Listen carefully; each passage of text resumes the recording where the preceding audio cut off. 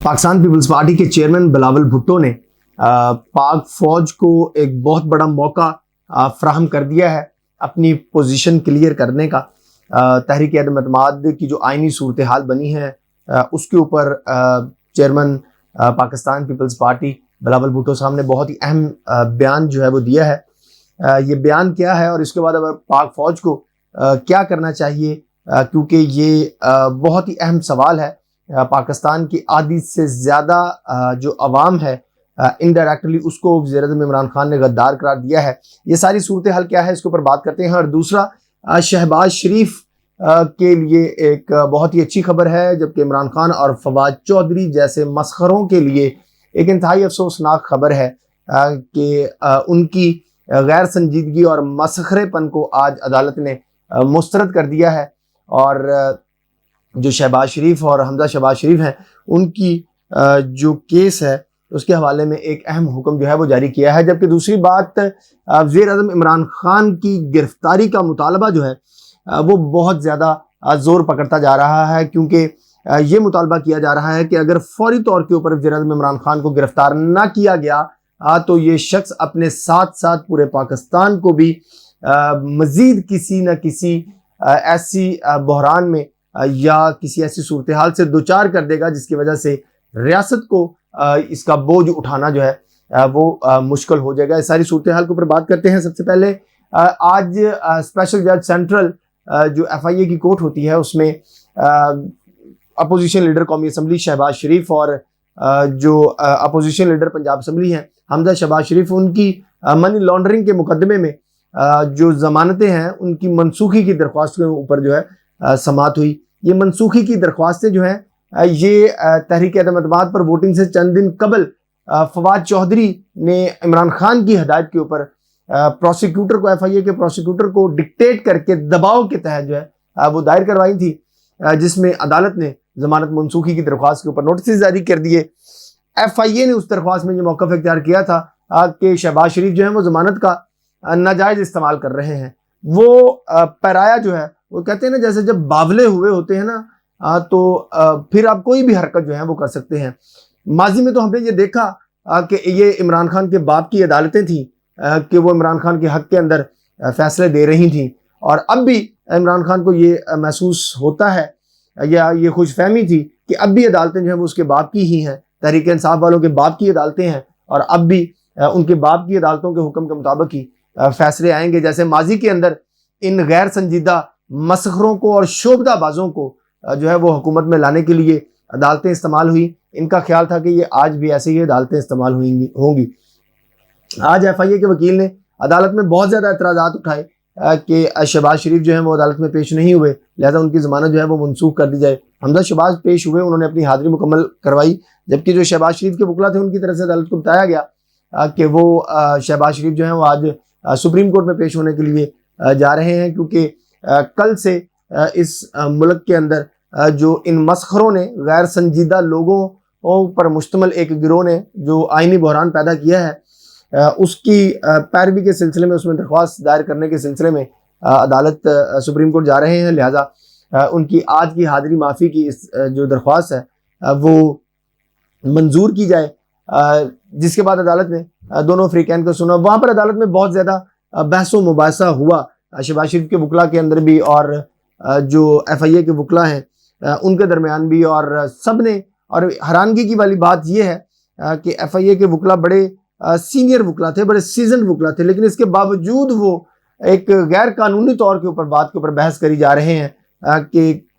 किसी की ज़मानत मनसूख करवानी हो तो ये पैरामीटर नहीं है जिस पैरामीटर के ऊपर आज अदालत के अंदर बहस हो रही थी। और लेकिन बहरहाल अदालत ने दोनों फ्रीकैन की दलाइल सुने और उसके बाद जो FIA की जो दरख्वास्त थी वो खारिज कर दी। जो वो शहबाज शरीफ साहब की ज़मानत मनसूखी जो है वो करवाना चाहते वो खारिज होनी ही थी, लेकिन चूंकि ये मसखरों का टोला है, ये पाकिस्तान के दुश्मनों का टोला है, ये पाकिस्तान के गैर संजीदा लोगों का टोला है, तो इनसे आप इसी तरह की बातें, हरकतें जो है वो तवक्को कर सकते हैं तरीके इंसाफ से। कभी ये छलांग मार के किसी टर्निंग पे बैठ जाएंगे और कभी ये छलांग मार के किसी टर्निंग पे बैठ जाएंगे और आपको जो है वो डंडोरा ऐसे पीटेंगे कि इन्होंने बहुत ज़्यादा तीर मार लिया है, लेकिन बुनियादी तौर पर ये पाकिस्तान का नुकसान कर रहे होते हैं। और ये नुकसान 4 वर्षों में इन्होंने किया। और अब ये पाकिस्तान की आलमी सतह के ऊपर जो सलामती है, इज्जत है, उसके पीछे जो है वो पड़ गए हैं। इसके ऊपर भी बात करेंगे। अब देखें, ये रजी दादा बड़ा फिक्रा एक मुसलसल बोलते हैं कि जो जुर्म ये जो प्रोपेगेंडा, जो बयानिया, जो बयान ये जिस लम्हे दे रहे होते हैं तहरीक इंसाफ वाले, वही जुर्म ये उस वक्त जो है वो खुद कर रहे होते हैं। वो कोई भी जुर्म है जो ये बयान दे रहे हो ना, सबसे पहले ये नजर रखनी चाहिए कि ये वही जो 2 नंबरी जो है वो पीछे करके आए हैं या करने जा रहे हैं। ये इनकी तारीफ है, ये इनकी जो है वो आप कह लें कि तारुफ है। सलाम पेश करना चाहिए उन अक्लमंदों को जिन्होंने इन हीरो को मुंतखब करके पाकिस्तान उनके जिम्मे लगाया, और आज यही मसखरे जो है उनके गिरेबान पड़े हुए हैं, उनकी टांगे खींच रहे हैं, उनको गाली गलोच के ऊपर वो कहते हैं कि पड़े हुए हैं। दूसरी बात, सोशल मीडिया के ऊपर गुलूकार जवाद अहमद साहब जो हैं, उनकी तरफ से ये मुतालबा किया गया है कि वज़ीर-ए-आज़म इमरान खान को जो है वो गिरफ्तार किया जा सकता है। उन्होंने कहा कि उनके ऊपर तरस आ रहा है क्योंकि जो अमेरिका से मंसूब ख़त है जिसको जो कि ऑफिशियल सीक्रेट एक्ट के तहत उसकी कोई बात जो है वो पब्लिक नहीं की जा सकती थी, लेकिन चूंकि वो पब्लिक कर दी गई है, वज़ीर-ए-आज़म इमरान खान ने बाज़ाब्ता तौर के ऊपर अमेरिका का नाम ले दिया है, अमेरिका ने उस एहलकार का नाम ले दिया है असिस्टेंट सेक्रेटरी खारजा का, तो ये ऑफिशियल सीक्रेट एक्ट की वायलेशन है। लिहाजा वज़ीर-ए-आज़म इमरान खान को फौरी तौर के ऊपर गिरफ्तार किया जाना चाहिए। ये तो एक मुतालबा है, लेकिन अगर आप ओवरऑल देखें पिछले एक हफ्ते के अंदर अंदर जिस तरीके से तहरीक इंसाफ के लोगों ने पाकिस्तान को आलमी सतह के ऊपर जो है वो तनहा करके रख दिया है, बावजूद इसके कि पाकिस्तान जो है वो पहले ही मुआशी और सूरत हाल का शिकार है, दहशतगर्दी जैसे चैलेंजेस से निपट रहा है, तो इससे ये तासुर मिलता है कि इन सब को फौरी तौर के ऊपर गिरफ्तार किया जाना चाहिए। अगर आप इनको गिरफ्तार नहीं करेंगे तो आप ये लिख लें मेरी बात कि अगले हफ्ते 10 दिन के अंदर ये इमरान खान अपने हर उस शख्स का नाम लेगा और इंतहाई अच्छे अल्फाज में नाम लेगा जिस शख्स ने इसको हुकूमत में लाने के लिए जो है वो किरदार अदा किया है। ये तरबियत है इस शख्स की, और आप इसके फैमिली का ट्रैक रिकॉर्ड देख रहे हैं। इसकी फैमिली के मेंबर जो मेरे दोस्त हैं वो हमेशा ही इसका तारुफ ये करवाते हैं कि ये शख्स जब अपनी खूनी रिश्तों का कभी नहीं हुआ तो ये बाहर के रिश्तों का कैसे हो सकता है, ये आज तक कभी अपने किसी सगे दोस्त का नहीं हुआ, तो ये पाकिस्तान की सलामती या पाकिस्तान के अदारों के लिए कैसे मुखलस हो सकता है। इसलिए अगर ओवरऑल सूरत हाल को देखा जाए तो वज़ीर-ए-आज़म इमरान खान को फौरी तौर के ऊपर गिरफ्तार करना चाहिए, क्योंकि ये ऑफिशियल सीक्रेट एक्ट की खिलाफ वर्जी है। अगर कोई आम बंदा ये जुर्म करे तो उसके पीछे पाकिस्तान की एजेंसियां, पाकिस्तान के अदारे जो हैं वो फौरी तौर के ऊपर पड़ जाते हैं। लेकिन अब चूंकि ये लाडला है, ये इमरान खान है, इसके ऊपर हाथ भी जो है वो डालना चाहिए। और जब तक अमीर और गरीब के अंदर ये फर्क आप तफरीक खत्म नहीं करेंगे, जो जुर्म आम आदमी करे और उसको सजा दी जाती है, जो उसके साथ सलूक किया जाता है, वही सलूक जो है वो